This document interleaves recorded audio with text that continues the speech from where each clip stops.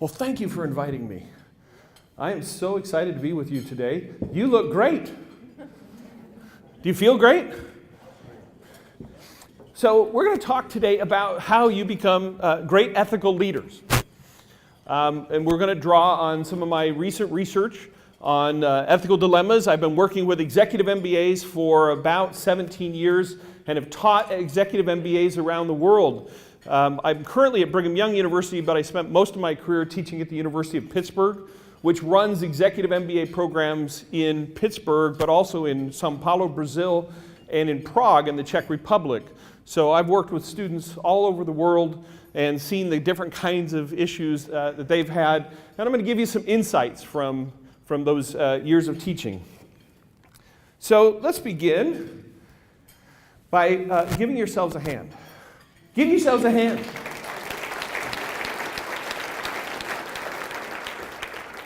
I always love it when people clap before your presentation, because then you got to earn it. So you just clapped, and I didn't even tell you why. Well, the reason is because I've been in this field now for 29 years. I started as a doctoral student at the University of Washington in 1988 studying business ethics. And how many people in here actually work in the corporate function of ethics or compliance? All right, so we've got about 10. Did any of you work in that field in 1988? No, because the field didn't exist in 1988. It's been fascinating to watch as this field of ethics and compliance as a profession has grown up. But the fascinating thing to me is in my 29 years, I have never seen a group like you. You are unique. OK Ethics is unique. I want you to appreciate how unique you are. I love this quote, and it fit really well this morning. So some of you know Margaret Mead was a very famous anthropologist. And she said, never doubt that a small group of committed individuals can change the world. And then I think the second part's really interesting. Indeed, nothing else ever has.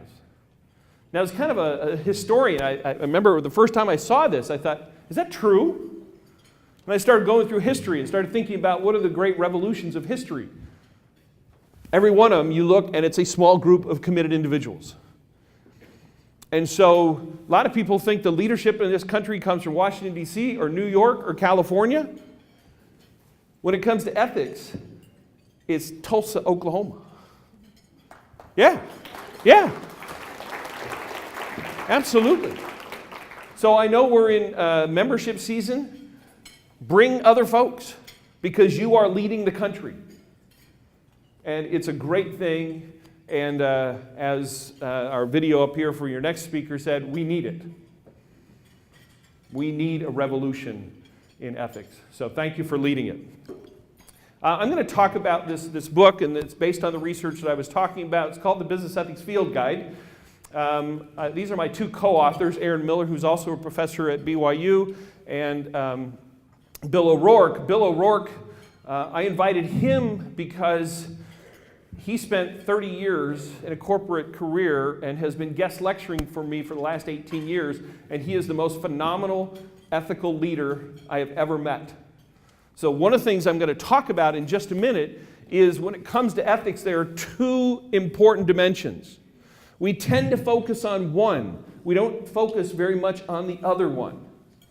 The one that we tend to focus on, which by the way is correct, we should focus on it, and that is caring about other people. Because when you get down to what is ethics about? Ethics is fundamentally about caring about other people. That's what it is. It's about caring about other people.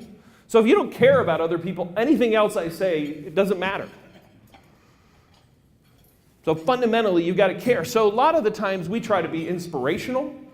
When we talk about ethics, we tell great stories of courageous leaders who did the right thing, and I'll do some of that. And that's great, and it really is important. I don't want to suggest that it's not important. It's absolutely critical, but it's not sufficient.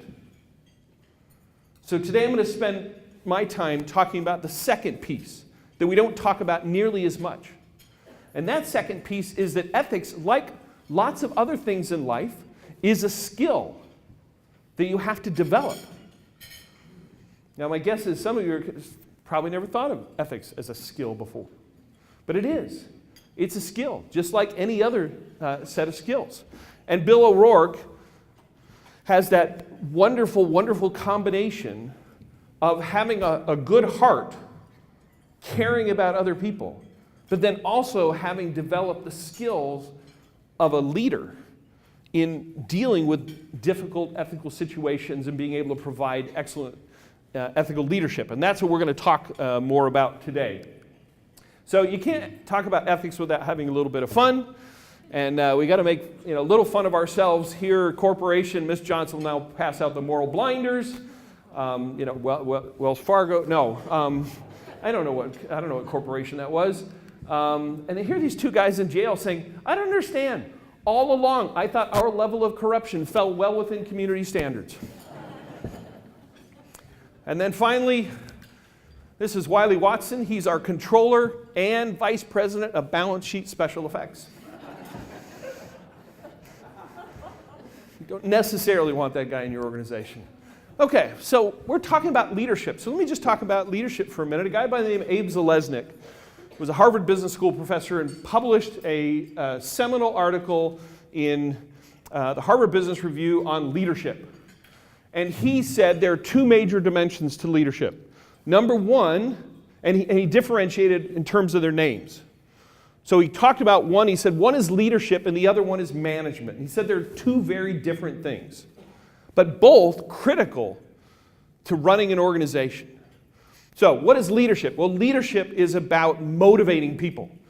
It's about creating a vision of where we're trying to get so that everybody can be rowing together. It's about creating change because in a world that's dynamic, if you're not changing, you're dying. So leadership is it's kind of the classic of what we think of the JFK saying, within the decade we'll get to the moon and bring a man back from the moon. Exciting vision, motivating change. And you need that in your organization. If you want to be a great leader, you've got to have the ability to do that. But that's not the only thing. There's also management. Management is about creating stability. So you've got to have the yin and the yang. Because if you just have all the craziness and you don't have some stability, you're going to be in trouble, right? If you're a general and you're saying, we're going to take, that town that's 100 miles away or 300 miles away or whatever. I don't know how far the fuel in a tank goes. But you're sending your tanks out there and your tank commanders are excited and out they go and they're going to take that town, and then they get like 30 miles from the town and they run out of gas. You got to have somebody thinking about, let's go take that town, but we got to make sure that our tanks have gas. And so the tank trucks can't be too far behind the tanks. So you've got to have someone who actually budgets, organizes, and creates some kind of stability in your organization.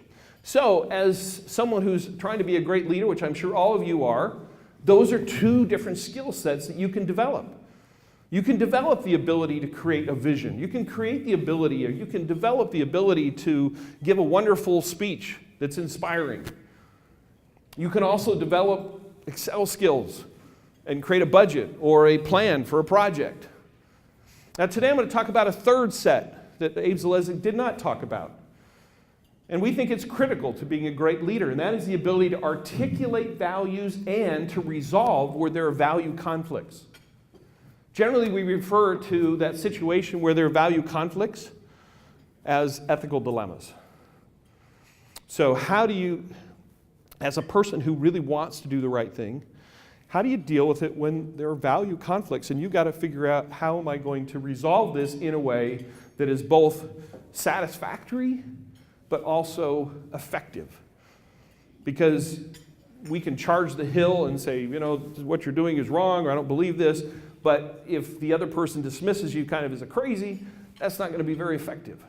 So we want to be both effective in terms of moving our careers forward, moving our organizations forward, while at the same time doing the right thing. So I've got 3 takeaways from today's session. Number 1, ethical issues are highly predictable. Oftentimes we think, oh gosh, ethical issues just come out of left field. You can never predict these.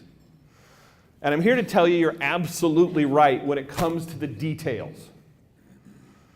When it comes to the details, the specifics of what you're going to face, oh my gosh, my executive MBAs, the first thing they have to do, in fact, I'm excited because Friday I get 70 more.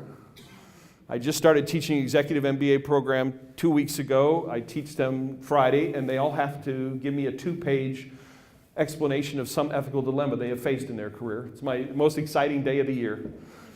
I get these, and it's like, oh my gosh, what kind of cool things have people gotten themselves, or not gotten themselves into, but ended up finding themselves in. Generally, it's not something we do to ourselves. Generally, it's something that kind of happens to us. So when it comes to the specifics, and I could regale you for hours with just fascinating, crazy stuff, but you understand that already. But when you come down to what the fundamental ethical issue is that the person is facing, those are very predictable. Now, the implication of that first one is the second point. If they're predictable, we can prepare ourselves for them. Right? If they're completely unpredictable, we can't train, we can't prepare ourselves, we can't develop skills. But if they are predictable, then I can actually develop skills to prepare myself to deal well with those predictable dilemmas that we're going to have.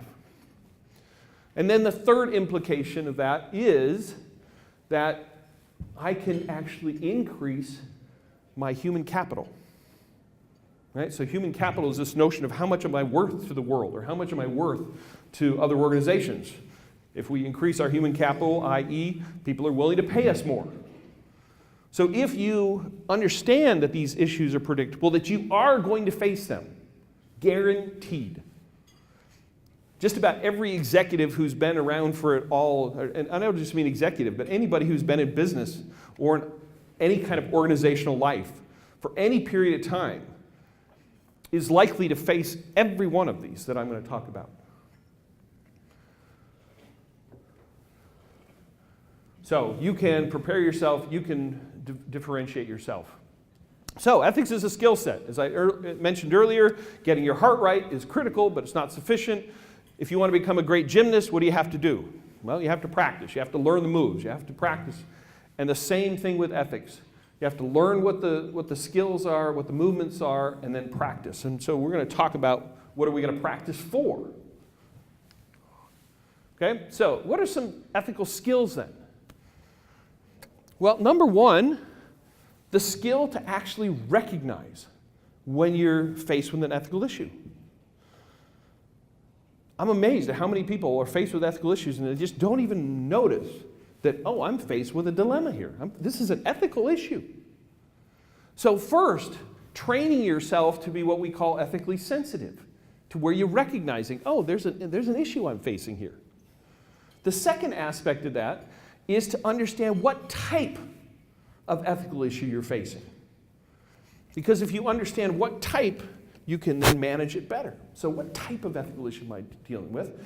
Next one is being able to be persuasive in making arguments. Now, if we had more time, I'd take you through an exercise I often do with executives where I put them in the boardroom with John Stumpf about 10 years ago. John Stumpf was the CEO of Wells Fargo. They say, okay, 10 years ago, John Stumpf is introducing this particular program to try to create incentives to get the bankers to open more accounts. What would you have said if you had been in that meeting? I said, could you have said, John, there's this classic research that shows that if you incentivize people for something, they'll do it, even when you don't want them to do it. There's this wonderful article. Go look it up. It's called On the Folly of Rewarding A While Hoping for B. Anybody been in an organization that rewards one thing and hopes for something else? I see some heads nodding. Yep, been in it. Yep. That's not very effective. So could you have come up with solutions to help John meet his objectives? Opening new accounts. We're a bank. Yeah, we want our customers to open new accounts. Okay. But we also want happy customers and we satisfied customers, and we don't want to be opening accounts that the customers don't want. And there are multiple ways of dealing with that, with the issue of incentivizing and hoping for something else. So do you have the skills? Could you have told them the kinds of things that we should be doing? And could you talk about history where people have tried this before? If I'd been that board meeting and I said, now John, you understand the CEO of Bausch & Lomb tried this about 10 years ago. They were selling contact lenses, and he said, we're going to have 10% growth in sales this year. And all the top management said, you know, we don't have any new products. We've got great competition. The market's not growing. He said, now we can get, actually I think it was 20% growth. Well, guess what? They got 20% growth. How did they get it? Anybody ever heard of channel stuffing? We don't have any supply chain people in here? Okay, channel stuffing. It's essentially where you're selling things, but you're not really selling them. In accounting, you're actually not supposed to count that as a sale, but there's particular ways that people do that, which is wrong. But basically, the people were responding to this really strong incentive. By the way, the other side was you get fired, just like a Wells Fargo. People in Asia, though, they didn't bother with channel stuffing. They just changed the numbers. They just added 20%, much easier. And then about a year and a half later, this all came out, and that CEO was fired. John, do you want to be fired? Well, probably not. So, do you have the ability to use history and logic to actually make the people you work with better and come up with better solutions? Next, recognizing the ways in which we rationalize. So there are actually 12 different ways that we rationalize. If we had another couple hours, I'd take you through video clips of popular movies that sort of show all the different ways that we rationalize. But that, once again, is something you can develop. I can, in fact, unfortunately, I would ruin you if I did that because you can never watch a movie the same way again. I can't watch a movie without going, there's denial of injury, there's denial of victim, there's, so I would ruin you, so I won't ruin you. But the ability to recognize when you yourself are rationalizing or someone else is rationalizing, another great ethics skill. And then knowing how to create an ethical culture. Again, we can spend another hour on how to do that. So I said that the book is a field guide. So we think of business or organizational life as this wonderful adventure where you're seeing wonderful vistas, great things. And so I'm just going to show you a few pictures that I've taken of some of the beautiful vistas. This is just right behind my house. There is my older daughter and son-in-law as we're climbing up that mountain. This is Mount Timpanogos. That's looking down on my valley. My house is down there from this mountain, Mount Timpanogos. This is Iguazu Falls, where Brazil, Argentina, and Paraguay come together. It's a beautiful waterfall. Uh-oh. Something happened. Say, okay, we'll be good. In fact, the first time Eleanor Roosevelt saw this waterfall, of course, she's from New York, home of Niagara Falls. First time she went down to Brazil and saw this, she looked at it and went, oh, poor Niagara. And I will tell you, these are beautiful waterfalls. This is the Great Barrier Reef. There I am on my 50th birthday, celebrating having climbed to the top of Mount Timpanogos. When you're traveling, you never know who you're going to run into. Last year, I was speaking in California. Who did I run into? Seth Curry. Steph Curry. There he is. He may not. Oh, no, what did I just do? Uh-oh. Thank you. Anyway, so grand adventures. There we go. But when you're out in the wilderness with these grand adventures, there are dangers. There are snakes. There are bears. You could twist your ankle. You go high in the mountains. You get altitude sickness. We've had 2 people die this year in Utah of altitude sickness. There can be dangers when you go into the wilderness. I took that picture when I was cage diving with the great whites in South Africa. I had my son with me at the time, who was 17, and as we were driving back to not Johannesburg, to Cape Town, he said, "Dad, I'm so disappointed in myself. At one point we had 3 great whites circling us. He said, I wanted to pet the great white as it went by. But the first instruction when we got in is they said, do not put any appendage outside the cage. They said, if we see you with a foot or an arm outside the cage, you will be done for the day." And so he said, I listened to that, so I didn't want to get taken out. But, I was the last one in the cage for the last 45 minutes. I could have done it. What are they going to do? My day was over anyway. Anyway. And then 3 days later, we were in Kruger National Park. And Kruger National Park is terrific because what you do is you just drive around. So if you've been at Yellowstone or at national parks around here, you drive around and you look for one of 2 things. You look for animals and you look for parked cars. Right? Why do you look for parked cars? Because they already found the animals. Right? Same thing. So we're driving Kruger National Park and I see parked cars. And you're driving slowly, like, why are those cars parked over there? And then, this is a close-up, but about 50 yards past where those vehicles are, I see this pride of lions walking down the street.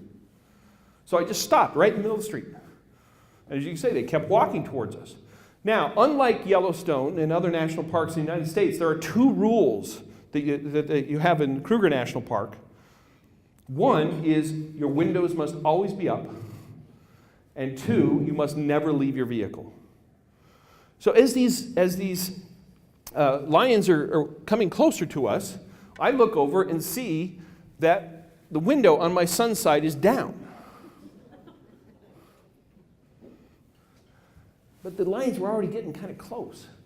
And so I didn't want to yell at him, so I just said, Christian, roll up your window. He's a 17-year-old boy. What did he do? Nothing.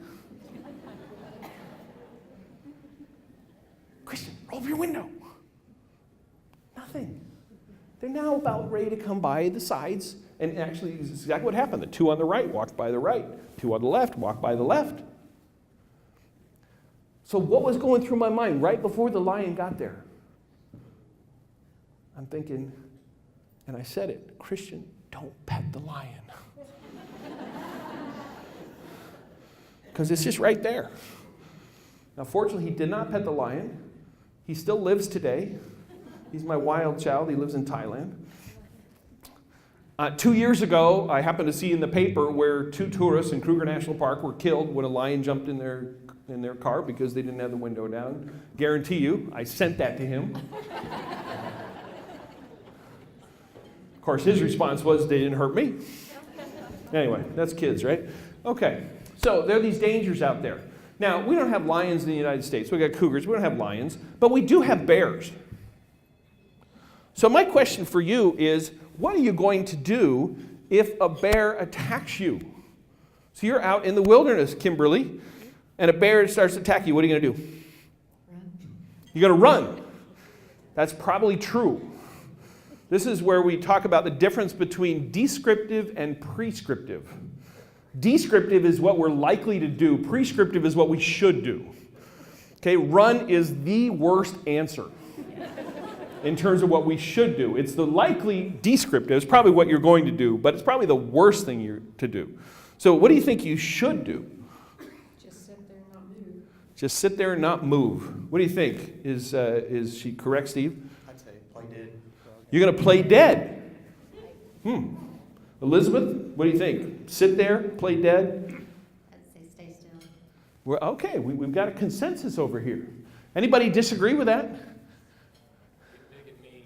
Oh, wait. Where we got that? Well, someone's getting big and mean. Who's getting big and mean? Matt's. Yeah. Be big. Be big. Right. Now that sounds different than playing dead. Correct. So, who's right? You or them? Hope we don't never find out. Great answer. Great answer. Okay, so we're worried because we're not sure. If we actually end up facing that danger in here, we're not really sure what to do.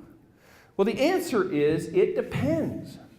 I see Lynn shaking her head. You know this, right? Tell us what it depends on. I think it depends on the type of the bear. Yeah, good. Right? In North America, we have 3 types of bear. Now, the polar bears you're not likely to encounter down here, but you might encounter one of the other 2 in the lower 48. We have black bears and brown bears. Brown bears are generally referred to as grizzlies. And your reaction should be different depending on the type of bear. So, those of you who said play dead or stay completely still, you're absolutely right if you encounter a grizzly bear. You should play dead because you're not going to mess with a grizzly. Now, if, on the other hand, you meet a black bear, was it John? No. Matt, that's right. 4-letter word. Okay. So Matt is absolutely correct if you meet up with a black bear. Because black bears you can scare. They're almost like a raccoon. So if you get big and they think you're bigger and you can kind of yell at them, they're likely to scamper away. You don't want to do that to a grizzly. Okay, so you need a field guide to understand. So how do we determine whether it's a brown bear or a black bear? Because you're scared. You want to run. Well, if you've prepared yourself before you go into the wilderness, you will know that A, grizzlies tend to be larger. They tend to be lighter in color. They have a hump on their back. Black bears, smaller, darker in color. So if you prepare yourself and then understand the type of danger you're in, now you can respond appropriately. And in that same way, I'm going to suggest that if you can understand the type of ethical dilemma or danger you're facing, you'll be able to encounter and deal with that more appropriately, have the skills to deal with that. So let's talk about that, just some areas of the book. So what we found is there are 13 fundamental ethical dilemmas in the workplace. There are not 5,000. Now, if we talked about all the specifics, yes, there are more than 5,000. I've probably seen 5,000 just in my own career. Oh, it'll be 5,070 as of Friday. But in terms of when you boil it right down to what is the fundamental ethical issue this person is dealing with, so we did this research where we just took hundreds of these and said, we just went one by one and said, what's the fundamental ethical issue this person is dealing with? And after I had reviewed about 100 of them, I had 13 fundamental dilemmas. I looked at another 50. I still had 13. In my world, we call that theoretical saturation. Apparently we've mapped the area.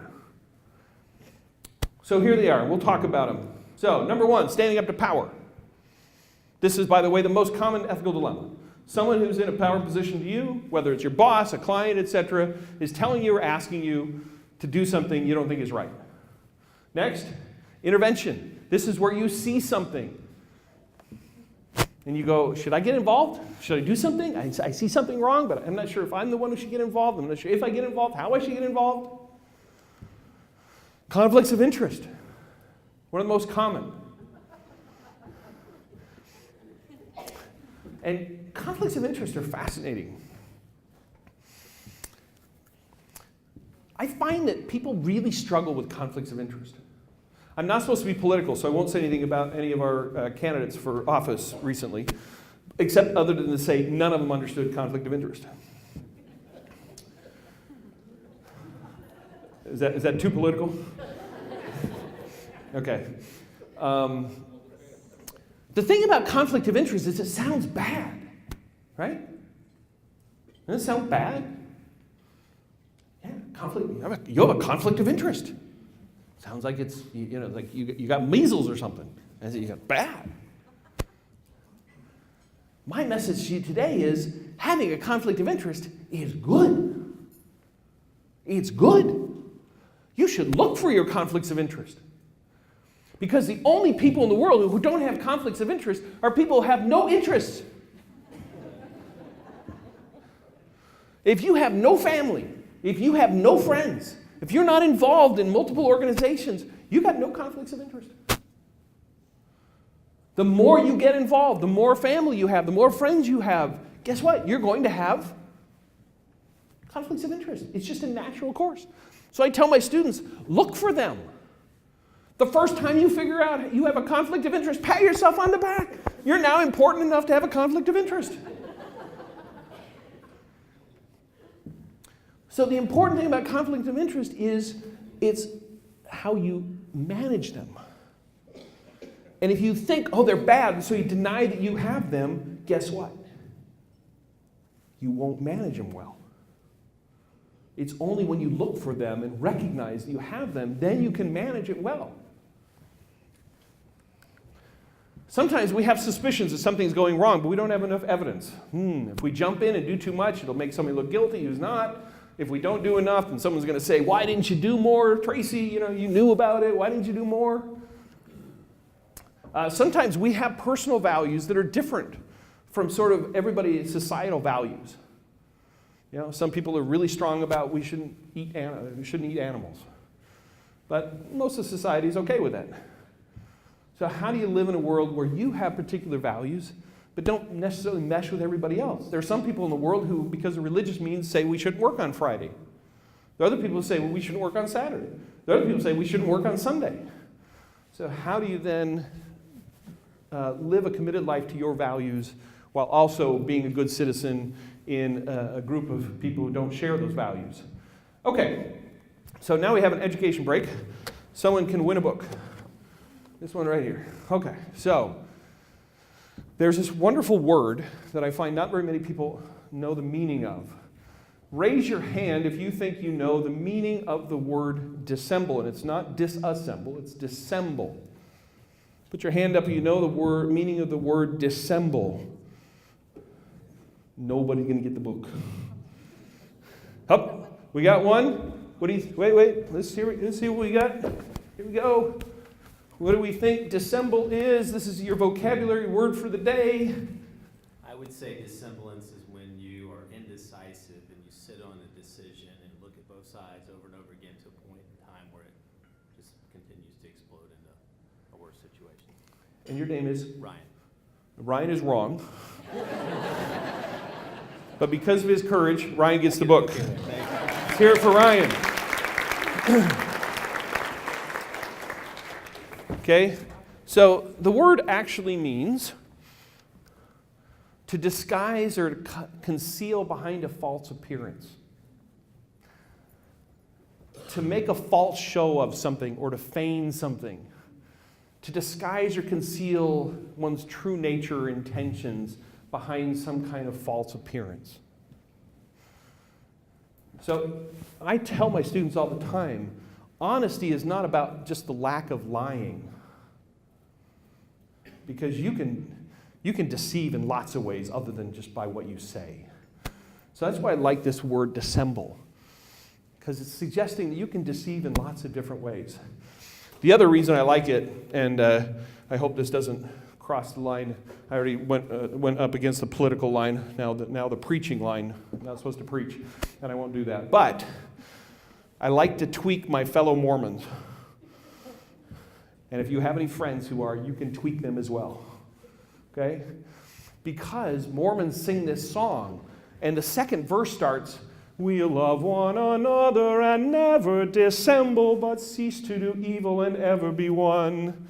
And I'm in a Mormon audience, I say, so we have a scripture that says that a song of the righteous is a prayer unto me, so you're singing this song, you're saying this prayer, and you say you're never going to do this thing, dissemble. What does it mean?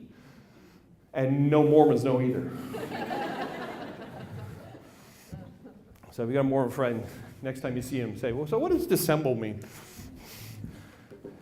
Okay, so sometimes you have an unfair advantage, or the other party has an unfair advantage. Sometimes we do something wrong, maybe even unethical. How do we repair the damage?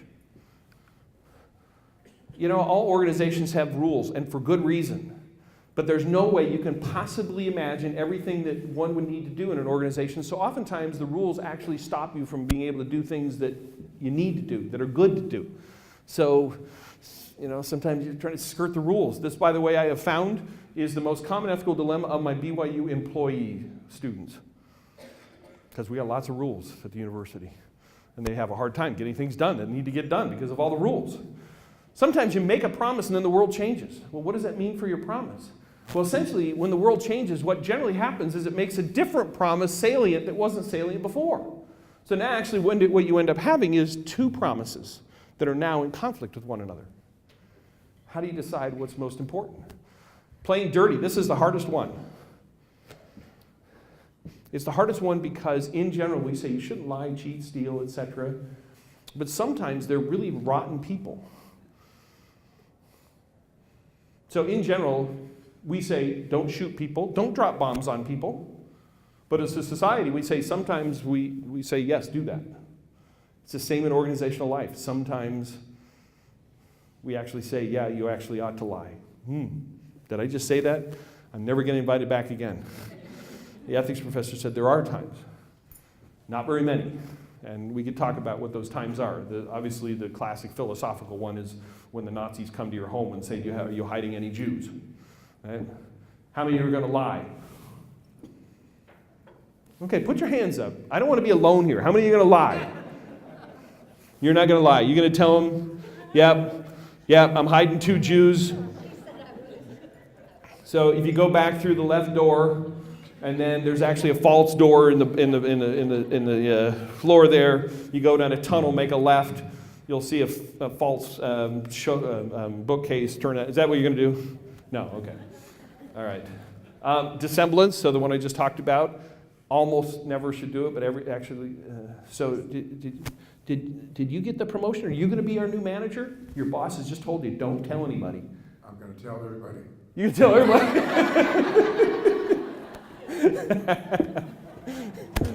You may lose that promotion, but it's going to be fun while you're telling everybody. Okay? How much loyalty do we give to others? Okay? Should we be loyal? Yeah, loyalty is a good thing.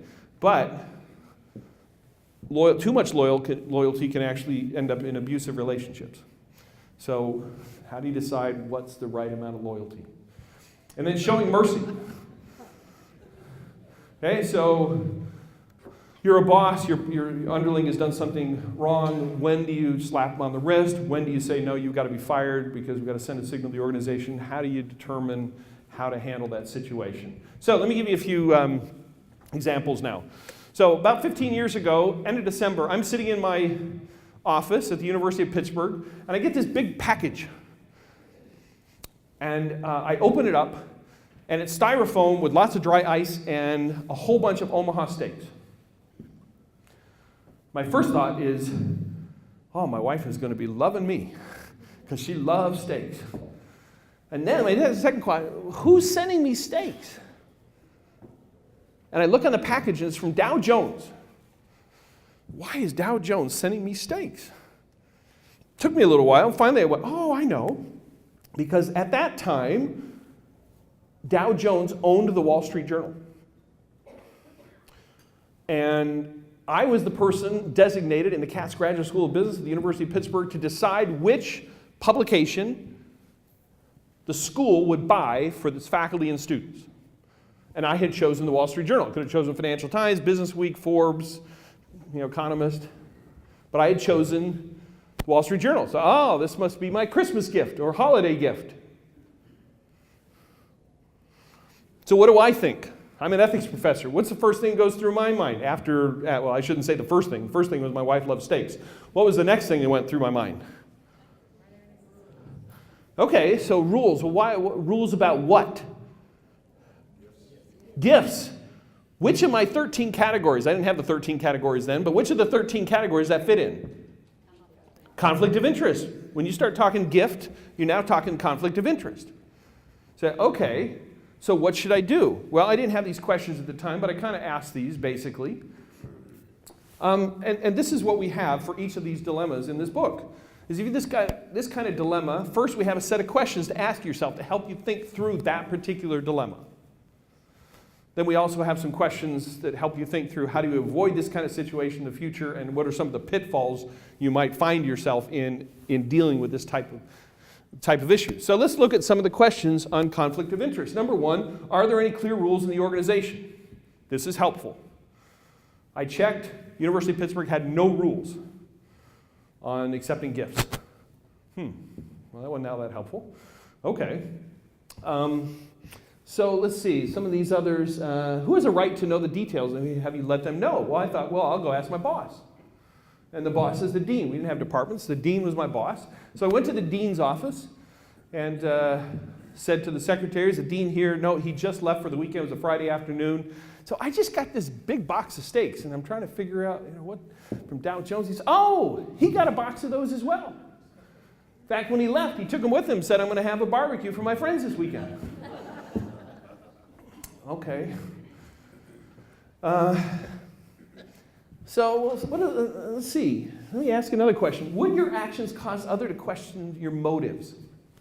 Why is it a conflict of interest? Well, the conflict of interest is because they're trying to give me something personal, but I'm making a decision not based on to use my personal resources. I'm making a decision to use the resources of the school. So, will I ever make this decision again? Yeah, once a year. I'll make this decision again in July. Would others question my motives if they knew I took the steaks? They might. And when it comes to conflict of interest, it's not just about being objective, it's also about others perceiving your objectivity. Now, if you say, well, it doesn't matter. If I'm ethical, it doesn't matter what anybody else thinks. Well, that's great, but good luck in your career. Because when it comes to your career, what other people think makes a lot of difference. Is there a way to remove myself? No, not really. Because I got these steaks and they're in dry ice. I can't send them back. So what should I do with the steaks? Anybody? Yes, in the back. Give them to a homeless shelter. Great. That's exactly where they went. And they went to the food bank.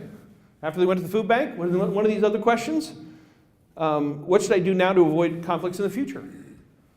So I sent a letter to Dow Jones saying, please don't send me any gifts in the future. I gave these steaks to the food bank. And then I sent an email to my dean, not mentioning I knew he had gotten steaks. And I just said, just want you to know, I got these steaks from Dow Jones. I felt they were a conflict of interest, and so I gave the steaks to the food bank, and I wrote a letter to Dow Jones saying, please don't send me more steaks. He never said anything, anyway, that's what happened to the steaks. Okay. Now I want to give you an example from my co-author, Bill O'Rourke. At one point, right after Sarbanes-Oxley, Bill became the head of internal audit for Alcoa. And so they would do a bunch of internal audits of different areas of the company. And it was his job then to report to the audit committee of the board of directors if some unit failed their audit. Well, their treasury department passed the audit, but had a significant deficiency. Alcoa was about ready to buy an Australian company, so they did a $7 billion currency hedge to protect themselves from currency moving. Now, $7 billion, for most of that's kind of a big number. And they found that the head of the Treasury Department had done everything himself.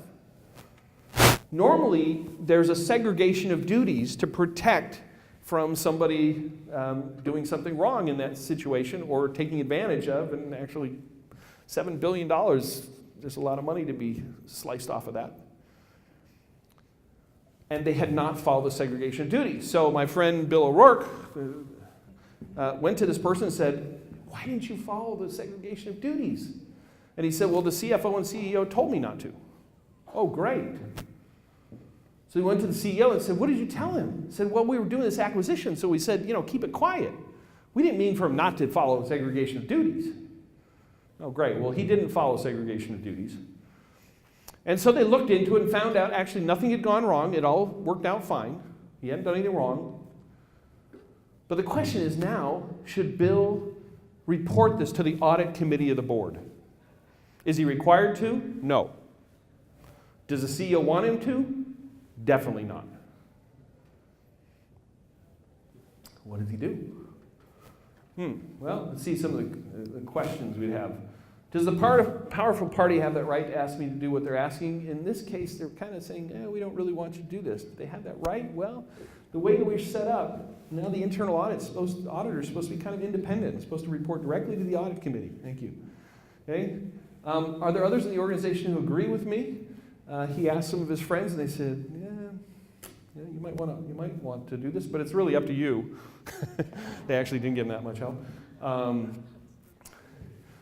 Is what is being requested. In this case, it wasn't requested, right? But he kind of knew the CEO wouldn't be happy with this. In fact, the audit committee was going to be on a Tuesday, and so he thought, okay, I know that. So he's living in Pittsburgh. The headquarters are in New York City. So he thought, I'll wait until 7:30 on Friday evening.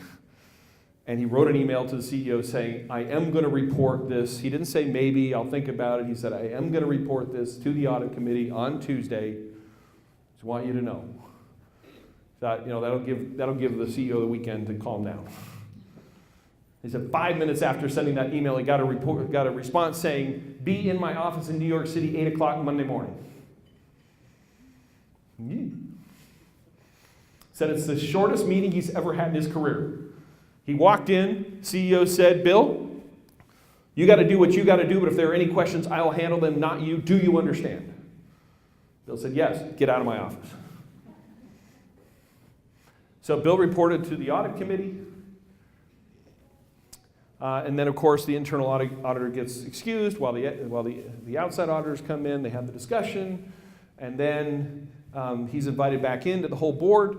And during that whole board meeting, Henry Schacht, who was the head of the audit committee, got up in front of the entire board and looked at the CEO and said his name and said, I want you to know how much I appreciate being the head of your audit committee. Because you have created this culture where Bill can come and report things he didn't have to report, but we would want to know. You are such a wonderful CEO for creating this culture. Bill's walking out of the meeting, everybody's patting him on the back. Worked out beautifully. He stood up to power, but he's really bright about how to do it. So that's a skill you can develop. I'll give you one last example. So when I got tenure at the University of Pittsburgh, at that point they wanted me to teach in the executive MBA program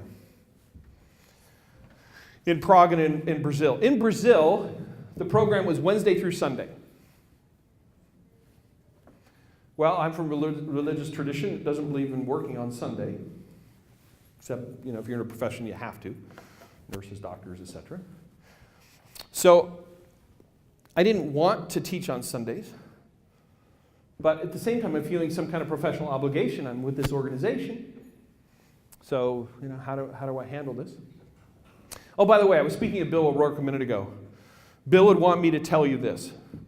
He's going to be in Oklahoma City tomorrow. He couldn't make it. He was just getting back from Ireland today. But he would want to tell you this. It's really important to have something that you can take away. And your takeaway is don't text and drive. Don't text and drive. It's a very selfish thing to do. Even people who text and drive hate people who text and drive. Okay, so I've got to decide now, am I going to teach on Sundays? Well, fortunately, the classes are Wednesday through Friday and Friday through Sunday. So I went to the director of the executive MBA program and said, would it be possible for me only to teach, instead of, never teach on Friday through Sunday, but just Wednesday through Friday? And she said, yeah, sure, no problem. Okay, great. So kind of solved that. That was easy. Well, so a couple years go by, and I'm scheduled to teach Wednesday through Friday, and the other professor is scheduled to teach Friday through Sunday. He didn't call me up. He tells the director that, would you see if Brad can switch? Because I have a family reunion that I want to go to. So the director of the MBA program contacts me and says, hey, here's the situation. What should I do? I have a religious commitment not to work on Sunday. At the same time, I want to be a good colleague. And my colleague has something legitimate that he's trying to do with his family. So I was in this quandary. I was like, okay, how do I deal with this dilemma? And so I thought, well, I'm going to talk to him. So I called him up. I said, you don't know this, but there's actually a reason I always do Wednesday through Friday, and that's because I have a religious commitment not to work on Sunday. They said, oh, that's wonderful. What? I said, yeah, it's my wife's side family reunion. I don't want to go. This is a perfect excuse. It's actually what happened. So my dilemma was resolved. Until a few years later. Now I'm on a band trip. I'm chaperoning my oldest son's band trip to Washington, D.C. And, I made that commitment a year ago. So we're in Washington, D.C. I'm there chaperoning the band, and I get a panicked call from our executive MBA director saying the person who is supposed to be in Sao Paulo right now, or starting tomorrow teaching, her brother, her older sibling, just died. And once in the program, we get all the students from all three programs together.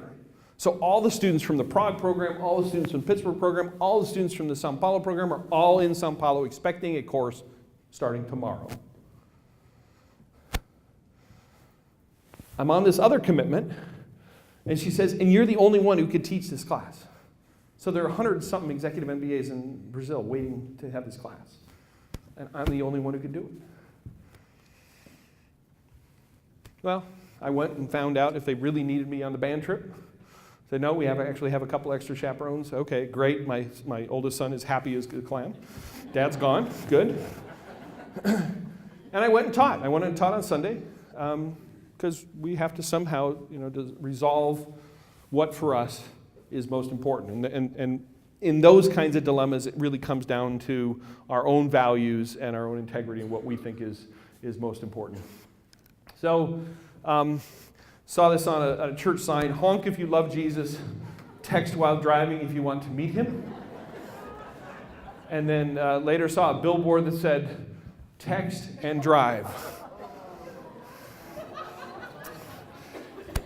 What can I say? Wathen Funeral Home, wherever that is, they're kind of aggressive marketer there. Right? Okay, we have 4 minutes. Anybody got a burning question? Yes. Dr. Ron Petty. I lied. I just did that on purpose, but my first promotion was exactly that. The boss said, don't tell anybody. We met in the bathroom. He looked under the stalls, make sure it was just me and him. This, by the way, is why there's so much discrimination in the world, right? We could not have had that conversation if Dr. Ron had been a woman, right? That's true. Okay. That's true, but that happened when I was in my 20s, and I didn't tell anybody. Because the boss said, don't tell anybody. Did anybody ask you? No. Okay, you got lucky then. It could have happened if there was a woman that was promoting him. That's exactly right. We got a progressive here. Now we can do it in the women's restroom as long as we have a woman. 2 women. Yeah, 2 women. Yeah, exactly. So let's just do reverse discrimination. What the heck? Okay. We probably shouldn't be promoting people in the bathroom. Let's just. Can we all agree on that? Any disagreement on that? In the back. Stand up. Tell us who you are. Dr. Benjamin Peter from Oral Roberts University. One thing I found out looking at ethics in organizations was the fact that there are not a lot of instruments to measure ethical culture in organizations. What do you have to say to that? Send me an email. Yeah, absolutely. So I've got instruments and ways of measuring the ethical culture. I've got surveys that look at the different dimensions. I've got sort of methods that you go through to look at both the formal organizational ethical culture as well as the informal ethical culture. So no promotion. So I won't tell you about the little company I have that does that. So, but yeah, email me. I'd be happy to send you the questionnaire, the methods that you can use to assess the culture of the organization. With that, I believe in what referred to in the ethics area as social contracts. So our social contract today was that we would finish at 1. So I'm going to try to live up to that social contract and say, again, go out and recruit, recruit, recruit. You are doing something fabulous here in Oklahoma. Thank you very much.